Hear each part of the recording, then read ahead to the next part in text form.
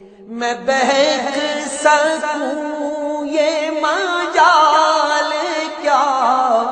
میرا رہنما کوئی اور ہے۔ نحمدہ ونصلی علی رسولہ النبی الکریم الامین، اما بعد فاعوذ باللہ السمیع العلیم من الشیطان الرجیم، بسم اللہ الرحمن الرحیم۔ قال اللہ تبارک و تعالی فی القرآن الحکیم، ان اللہ وملائکتہ یصلون علی النبی یا ایہا الذین آمنوا صلوا علیہ وسلموا تسلیما۔ الصلاۃ والسلام علیک یا رسول اللہ، الصلاۃ والسلام علیک یا نبی اللہ، الصلاۃ والسلام علیک یا شفیع المذنبین وعلی آلک واصحابک یا رحمۃ للعالمین۔ اللہ تبارک و تعالیٰ کی حمد و ثنا سرور کونین جان عالم وجہ تخلیق کائنات حضرت محمد مصطفیٰ صلی اللہ علیہ وسلم اور آپ کے جمیع آل و اصحاب کی بارگاہ ناز میں انتہائی تعظیم، تکریم، ادب، احترام کے ساتھ درود و سلام کے نذرانوں کے بعد میرے دینی اور یقینی دوستو، بزرگوں اور بھائیوں، تفسیر اعجاز القرآن یعنی قرآن مجید کی تفسیر کا ہمارا تسلسل اور سلسلہ جاری و ساری ہے۔ اسی تسلسل کو آگے لیے بڑھیں گے۔ اللہ تعالیٰ سے دعا ہے کہ اللہ تعالیٰ ہم سب کو حق کی اتباع کرنے کی توفیق عطا فرمائے۔ آج اللہ تعالیٰ کے فضل و کرم سے سورہ نساء 5واں سپارہ اور اس کے 12ویں رکوع کی تفسیر آپ کے سامنے پیش کی جا رہی ہے۔ یہ 5ویں سپارے کا 9واں رکوع ہوگا، جبکہ سورہ نساء کا مجموعی طور پر 12واں رکوع ہوگا۔ لہذا آج ہم سورہ نساء کے 12ویں رکوع کی تفسیر آیت نمبر 88 سے شروع کرتے ہیں۔ اعوذ باللہ السمیع العلیم من الشیطان الرجیم، بسم اللہ الرحمن الرحیم۔ فما لکم من المنافقین فئتین واللہ ارقصہم بما قصبوا اتریدون ان تہدوا من اضل اللہ ومن یضلل اللہ فلن تجد لہ سبیلا۔ تو تمہیں کیا ہوا کہ منافقوں کے بارے میں دو گروہ ہو گئے، حالانکہ اللہ نے ان کے اعمال کے سبب ان کے دلوں کو الٹا کر دیا۔ کیا تم یہ چاہتے ہو کہ تم اسے راہ دکھاؤ جسے اللہ نے گمراہ کر دیا؟ جسے اللہ گمراہ کر دے تو ہرگز آپ اس کے لیے ہدایت کا راستہ نہ پائیں گے۔ اس آیت مبارکہ کا تعلق اصل میں جو مشہور ہے شان نزول اور بخاری شریف میں بھی موجود ہے، وہ یہ ہے کہ نبی کریم صلی اللہ علیہ وسلم جب احد کے غزوے کی نیت سے آپ مدینہ شریف سے نکلتے ہیں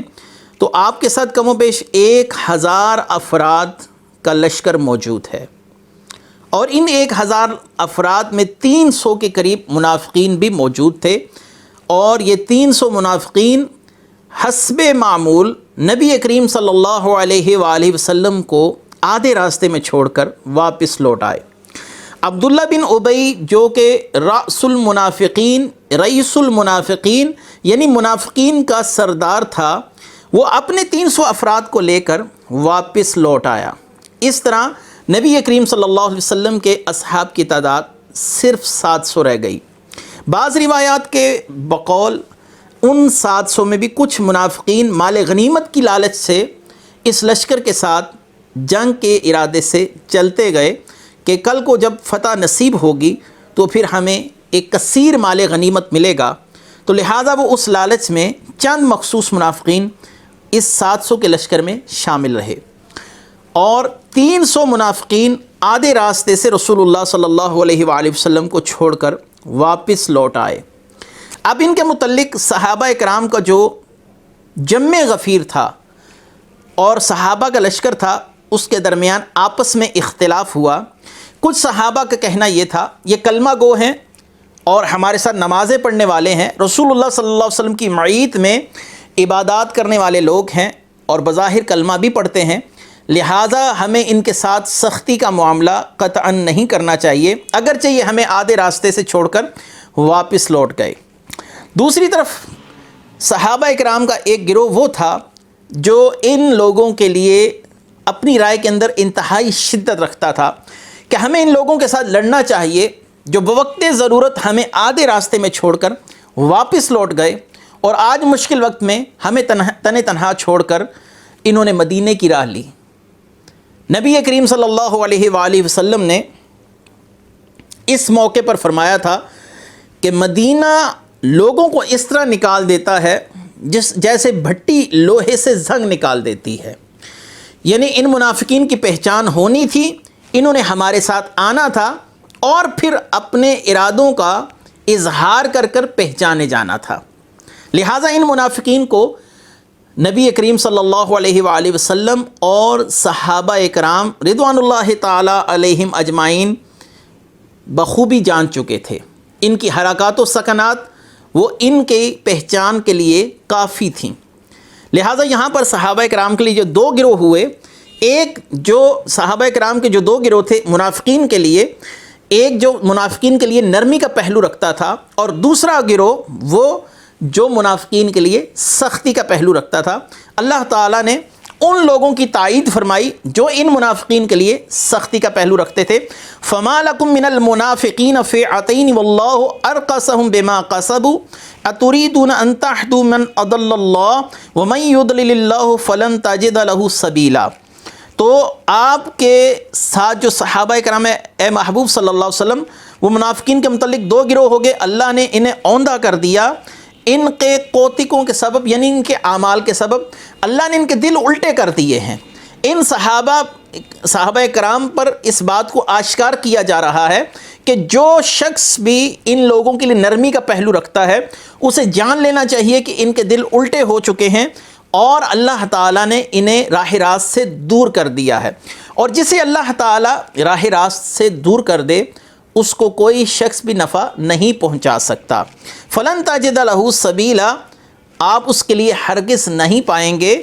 ہدایت کا راستہ۔ یعنی جن کے دلوں کو اللہ تعالیٰ نے پھیر دیا ان کے لیے نرمی کا پہلو رکھنا یہ انتہائی عجیب معاملہ ہے۔ آگے اللہ تبارک و تعالیٰ نے ارشاد فرمایا وَدُّوا لَوْ تَكْفُرُونَ كَمَا كَفَرُوا فَتَكُونُونَ سَوَاءً فَلَا تَتَّخِذُوا مِنْهُمْ أَوْلِيَاءَ حَتَّى يُهَاجِرُوا فِي سَبِيلِ اللَّهِ فَإِن تَوَلَّوْا فَخُذُوهُمْ وَاقْتُلُوهُمْ حَيْثُ وَجَدتُّمُوهُمْ وَلَا تَتَّخِذُوا مِنْهُمْ وَلِيًّا وَلَا نَصِيرًا۔ وہ تو یہ چاہتے ہیں کہ جیسے وہ کافر ہوئے کاش کہ تم بھی ویسے ہی کافر ہو جاؤ، پھر تم سب ایک جیسے ہو جاؤ، تو تم ان میں سے کسی ایک کو اپنا دوست نہ بناؤ جب تک وہ اللہ کی راہ میں ہجرت نہ کریں، پھر اگر وہ منہ پھیریں تو انہیں پکڑو اور جہاں پاؤ قتل کرو، اور ان میں سے کسی کو نہ دوست بناؤ اور نہ ہی مددگار۔ اللہ تبارک و تعالیٰ نے وہ لوگ جو ان منافقین کے لیے نرمی کا پہلو رکھتے تھے، اللہ تبارک و تعالیٰ نے ان لوگوں کے لیے فرمایا کہ لہٰذا اللہ تبارک و تعالیٰ نے ان لوگوں کی توجہ اس طرف بھی مرکوز کروائی کہ جن لوگوں کے لیے تم نرمی کا پہلو رکھتے ہو اور کہتے ہو کہ یہ کلمہ گو ہیں، ہمیں ان کے لیے نرمی والا معاملہ رکھنا چاہیے، یہ ہمارے مسلمان بھائی ہیں، تو اللہ تبارک و تعالیٰ نے فرمایا وَدُّوا لَوْ تَكْفُرُونَ كَمَا كَفَرُوا فَتَكُونُونَ سَوَاءً فَلَا تَتَّخِذُوا مِنْهُمْ أَوْلِيَاءَ حَتَّى يُهَاجِرُوا فِي سَبِيلِ اللَّهِ۔ وہ چاہتے ہیں کہ جیسے وہ خود کافر ہوئے، یعنی دلی طور پر اللہ اور اس کے رسول کا انکار کرنے والے ہوئے، مسلمانہ وہ تو تمہارے لیے بھی یہ چاہتے ہیں کہ تم بھی راہ راست سے ایسے ہی ہٹ جاؤ۔ تم جن لوگوں کے لیے نرمی کا پہلو چاہتے ہو وہ لوگ تو تمہاری گمراہی اور تمہاری اللہ تبارک و تعالیٰ کی نافرمانی پر راضی ہیں، اور وہ چاہتے ہیں کہ تم بھی اسلام چھوڑ دو، میرے محبوب صلی اللہ علیہ وسلم کی اطاعت چھوڑ دو اور تم بھی منافقین کے ساتھ مل جاؤ۔ تو اللہ تبارک و تعالیٰ نے فرمایا فَلَا تَتَّخِذُوا مِنْهُمْ أَوْلِيَاءَ حَتَّى يُهَاجِرُوا فِي سَبِيلِ اللَّهِ۔ تم ان میں سے کسی کو اپنا دوست نہ بناؤ جب تک وہ اللہ کی راہ میں گھر بار نہ چھوڑ دیں۔ یہاں پر ایک بات انتہائی قابل توجہ ہے، ہمارے ہاں بہت سے لوگ صلح کلی کے قائل ہوتے ہیں، ہمیں کسی کو برا نہیں کہنا چاہیے، اپنے کام سے کام رکھنا چاہیے وغیرہ وغیرہ، ایسی سوچ ہے،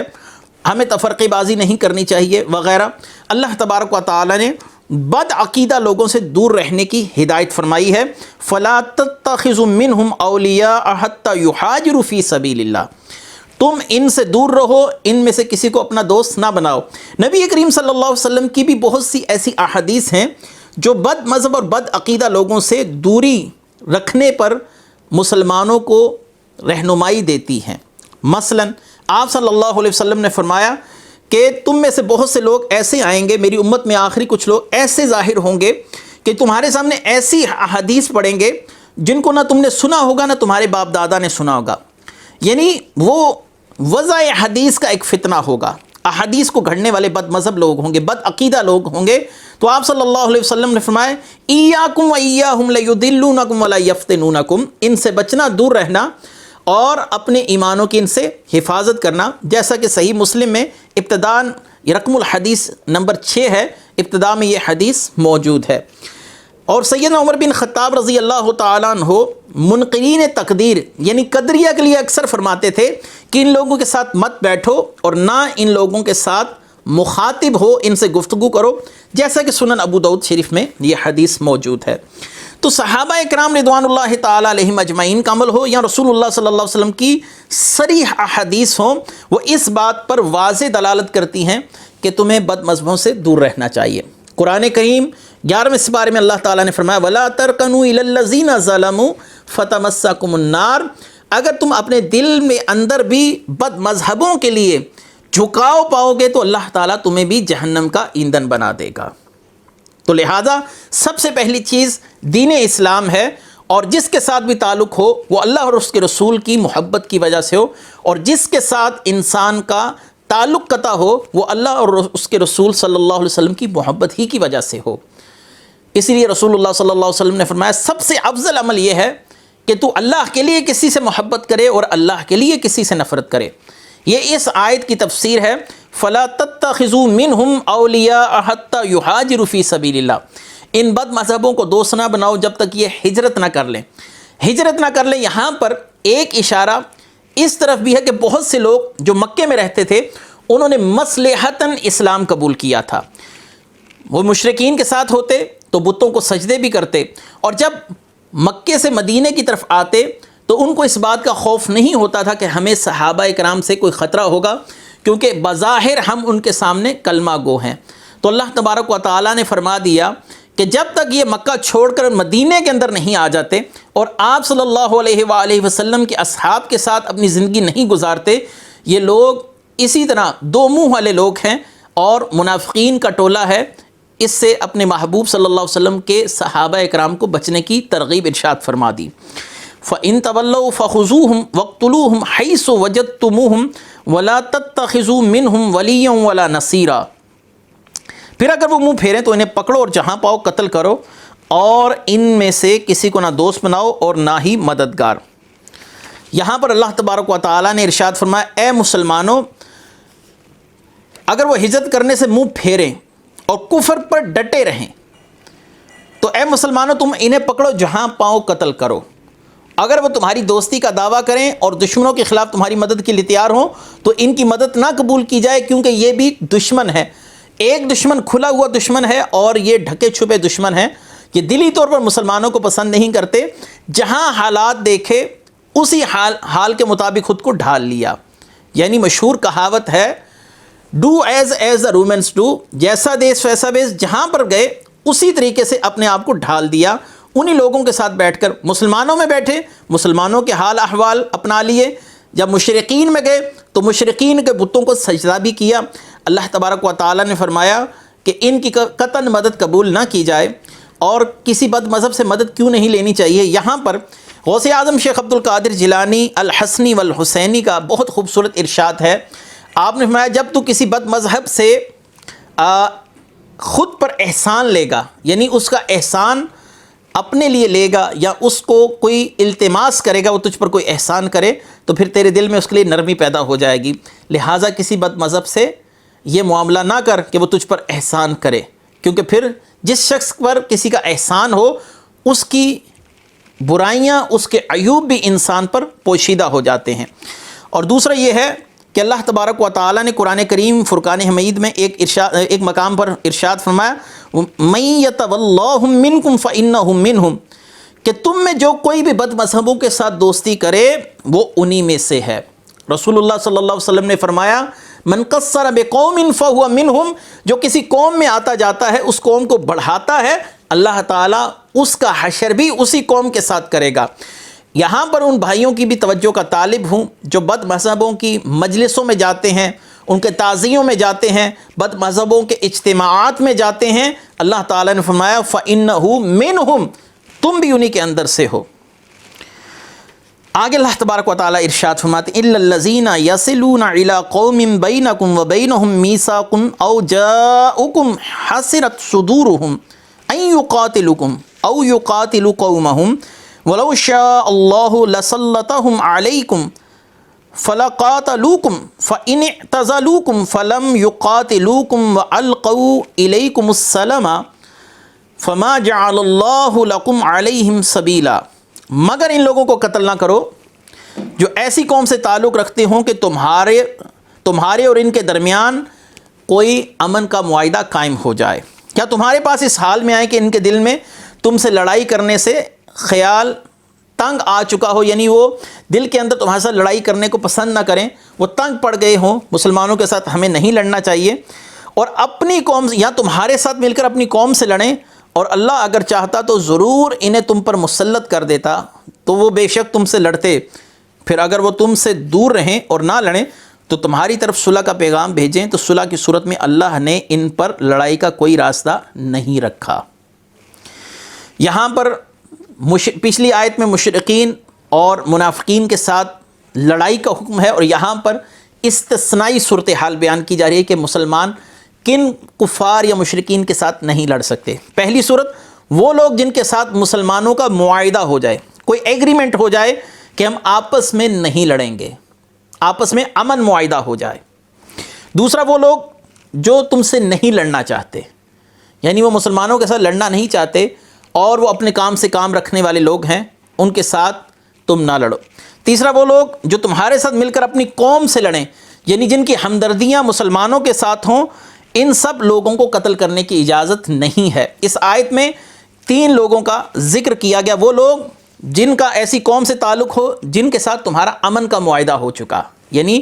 ایگریمنٹ ہو چکا کہ اب ہم آپس میں نہیں لڑیں گے، تو مسلمان وعدہ نہیں توڑے گا اور اس امن معاہدے کی پاسداری کرے گا۔ اور دوسرا وہ لوگ جو تم سے لڑائی کرنا ہی نہیں چاہتے، اگرچہ معاہدہ نہیں ہوا لیکن وہ کھلے عام کہیں ہم آپ کے ساتھ لڑنا نہیں چاہتے۔ اور تیسرے وہ لوگ جو تمہارے ساتھ مل کر اپنی قوم سے لڑیں، اور ان سب لوگوں کو قتل کرنے کی اجازت نہیں ہے۔ یہاں پر ایک مشہور اعتراض کہ جو دین اسلام ہے یہ تلوار کے سر پر پھیلا، یہاں پر اس بات کا بھی ازالہ ہو رہا ہے کہ اللہ تعالیٰ نے فرمایا جو تمہارے ساتھ نہیں لڑنا چاہتے تم ان کے ساتھ نہیں لڑو، تو اس کا مطلب ہے کہ اسلام سیلف ڈیفینس کرتا ہے، اور اسلام کسی اس شخص پر تلوار اٹھانے کو روادار نہیں رکھتا جو اسلام کے خلاف کسی عملی کارروائی کا مرتکب نہیں ہوتا۔ اگر وہ اسلام کے لیے خطرہ نہیں ہے تو ایسے لوگوں کے لیے اسلام بھی کوئی خطرہ نہیں ہے۔ آپ دیکھ سکتے ہیں کہ آج بھی مسلم ریاست پاکستان کے اندر یا دیگر مسلمان ممالک کے اندر جہاں پر عیسائی آباد ہیں یا دیگر اقلیتیں آباد ہیں، وہ اپنی زندگی کو آزادانہ طریقے سے جی رہے ہیں۔ اصل میں اس کی وجہ بھی یہی ہے کیونکہ وہ اسلام کے لیے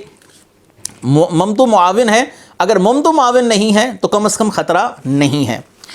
اللہ تبارک و تعالیٰ نے ارشاد فرمایا سَتَجِدُونَ آخَرِينَ يُرِيدُونَ أَن يَأْمَنُوكُمْ وَيَأْمَنُوا قَوْمَهُمْ كُلَّمَا رُدُّوا إِلَى الْفِتْنَةِ أُرْكِسُوا فِيهَا فَإِن لَّمْ يَعْتَزِلُوكُمْ وَيُلْقُوا إِلَيْكُمُ السَّلَامَ وَيَكُفُّوا أَيْدِيَهُمْ فَخُذُوهُمْ وَاقْتُلُوهُمْ حَيْثُ ثَقِفْتُمُوهُمْ وَأُولَٰئِكُمْ جَعَلْنَا لَكُمْ عَلَيْهِمْ سُلْطَانًا مُّبِينًا۔ ان قریب تم کچھ دوسرے لوگوں کو پاؤ گے جو چاہتے ہیں کہ وہ تم سے بھی امن میں رہیں اور اپنی قوم سے بھی امن میں رہیں، لیکن جب کبھی انہیں فتنے کی طرف پھیرا جاتا ہے تو اس میں اوندے جا پڑتے ہیں، پھر اگر وہ تم سے کنارہ کشی نہ کریں اور تمہارے ساتھ صلح نہ کریں اور اپنے ہاتھ تم سے لڑنے سے نہ روکیں تو تم انہیں پکڑ لو، جہاں پاؤ انہیں قتل کرو۔ یہی وہ لوگ ہیں جن کے خلاف ہم نے تمہیں کھلا اختیار دیا۔ اصل میں اس آیت کا شان نزول جاننا اس لیے بھی ضروری ہے کہ اس آیت کی تفسیر اس شان نزول کے ساتھ جڑی ہوئی ہے، اور اس شان نزول کو سمجھنے کے بعد اس آیت کی تفسیر خود بخود ہی واضح ہو جائے گی۔ مدینہ کے اندر مسلمانوں کی ریاست کا قیام اور مدینہ کے اندر مسلمانوں کا بڑھتا ہوا اثر و رسوخ، اس کی وجہ سے 2 قبائل قبیلہ اسد و غطفان،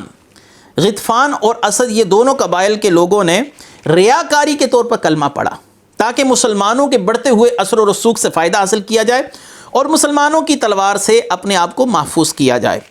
لہٰذا یہ لوگ اپنے آپ کو مسلمان ظاہر کرتے تھے، اور جب ان میں سے کوئی اپنی قوم سے ملتا اور وہ لوگ اس سے کہتے کہ تم کس چیز پر ایمان لائے ہو،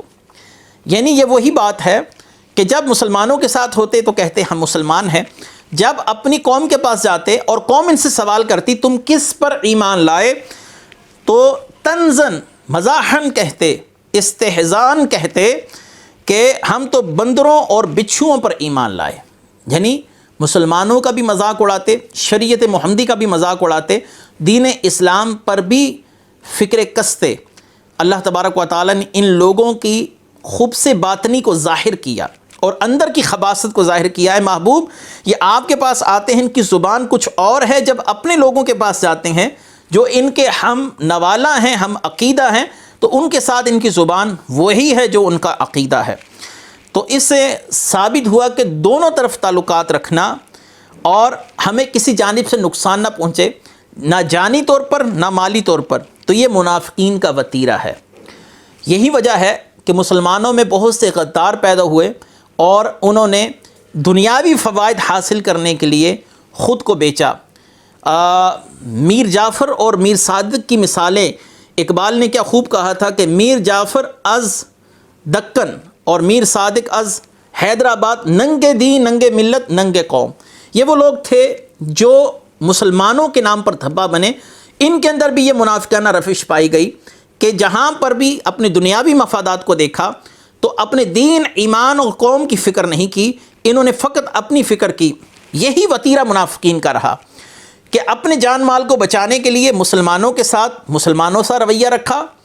اور وَإِذَا لَقُوا الَّذِينَ آمَنُوا قَالُوا آمَنَّا، جب ایمان والوں کے پاس آئے تو کہا ہم ایمان والے ہیں۔ وَإِذَا خَلَوْا إِلَىٰ شَيَاطِينِهِمْ، جب اپنے شیطانوں کے پاس گئے، اپنے بد عقیدہ بھائیوں کے پاس گئے، اپنے بد عقیدہ گروہوں کے پاس گئے، تو کہنے لگے ہم تو ان پر کیا ایمان لاتے، ہم فقط مزاح کر رہے تھے۔ تو یہاں سے ثابت ہوا کہ منافقین کی روش ہمیشہ یہ رہی کہ دنیاوی مفادات کو بچانے کے لیے جھوٹ بولنا، اور مسلمان اپنے جان مال عزت و آبرو پر اسلام کو مقدم رکھتا ہے۔ ایک طرف سیدنا ابو بکر صدیق رضی اللہ تعالیٰ عنہ کی ذات ہے کہ گھر کا سارا سامان لا کر اسلام کے لیے وقف کر دیا۔ نبی کریم صلی اللہ علیہ وآلہ وسلم کی تربیت کا فیضان تھا کہ ان لوگوں کے دلوں میں اسلام کی محبت اتنی گھر کر چکی تھی کہ ان کے لیے نہ دنیاوی نام و نمود، نہ دنیاوی مفادات، نہ دنیاوی ساز و سامان، یہ کچھ حیثیت نہیں رکھتا تھا۔ حتیٰ کہ حضرت ابو بکر صدیق رضی اللہ تعالیٰ عنہ نے 2 سال اور 3 ماہ مسند خلافت پر بیٹھ کر حکومت کی، اور ان 2 سال اور 3 ماہ کی ساری تنخواہ واپس جمع کروا دی گئی کہ مجھے اس کی ضرورت نہیں ہے۔ یہ تھی رسول اللہ صلی اللہ علیہ وسلم کے اصحاب کی تربیت۔ دوسری طرف منافقین چند کوڑیوں کے عوض اپنے ایمان کو بیچ رہے ہیں۔ اللہ تبارک و تعالیٰ نے ان کے متعلق فرمایا یہ لوگ تم سے بھی امن چاہتے ہیں میرے محبوب کہ آپ کی تلوار سے، آپ کے غلاموں کی تلوار سے ان کا خون محفوظ رہے، اور اپنی قوم سے بھی۔ لیکن جب ان منافقین کو کسی ایک طرف جانا پڑے، اپنی قوم کی طرف یا اسلام کی طرف، پھر یہ اسلام کی طرف نہیں آئیں گے، یہ اپنی قوم کی طرف ہو جائیں گے، اور مسلمانوں کے خلاف اگر کوئی شخص جنگ کے لیے قدم بڑھائے گا تو یہی لوگ جو مسلمانوں کے ساتھ نمازیں پڑھ رہے ہیں، کلمے پڑھ رہے ہیں مسلمانوں کے ساتھ مل کر، یہ اس جنگ میں مسلمانوں کے خلاف اپنی تلوار نکالیں گے۔ مزید اللہ تبارک و تعالیٰ نے فرمایا اگر یہ لوگ تمہارے ساتھ جنگ کرنے سے باز آ کر ایک طرف نہ ہو جائیں اور تمہارے ساتھ صلح نہ کریں، تو ان کے کفر اور غداری اور مسلمانوں کو نقصان پہنچانے کے سبب اے محبوب ہم نے آپ کو کھلا اختیار دیا ہے ان کو قتل کرنے کا۔ یہاں پر بھی پھر وہی بات ہے، جو شخص شر انگیزی کرے گا اسلام اس کا راستہ روکے گا، جو دہشت گردی کرے گا اسلام کے خلاف اسلام اس کا راستہ روکے گا۔ اسلام دین امن ہے۔ رسول اللہ صلی اللہ علیہ وسلم نے فرمایا المسلم من سلم المسلمون من لسانہ و یدہ، کہ مسلمان وہ ہے جس کی زبان سے، جس کے ہاتھ سے دوسرے مسلمان محفوظ رہیں۔ اسلام اور مسلمان اس لفظ کا مطلب ہی امن و آشتی ہے اور دوسرے کی حفاظت ہے۔ اسلام صرف اس حال میں اپنی تلوار کو باہر نکالتا ہے جس حال کے اندر اللہ تبارک و تعالیٰ کے قانون کو توڑا جائے۔ نبی کریم صلی اللہ علیہ وسلم اپنی ذات کے لیے کسی شخص سے بدلہ نہیں لیتے تھے، لیکن جب قانون قدرت کو یا اللہ تبارک و تعالیٰ کے نافذ کردہ احکامات کو توڑا جاتا تھا، اس وقت نبی کریم صلی اللہ علیہ وآلہ وسلم شدید جلال میں آتے، اور آپ صلی اللہ علیہ وآلہ وسلم کا جلال ہمیشہ اللہ تعالیٰ کے احکامات کے لیے ہوتا تھا، نہ کہ اپنی ذات کے لیے۔ تو یہاں پر اللہ تعالیٰ نے منافقین کی کاروائیوں کو بڑا کھل کر واضح طور پر بیان کیا۔ انشاءاللہ العزیز اگلے رکوع کے ساتھ پھر ہم اگلے درس میں حاضر ہوں گے۔ اللہ تبارک و تعالیٰ ہم سب کی ایمانوں کی حفاظت فرمائے اور ہمیں ایسی منافقانہ روشوں سے دور فرمائے۔ وآخر دعوانا ان الحمد للہ رب العالمین۔ میں بہک سکوں یہ مجال کیا میرا رہنما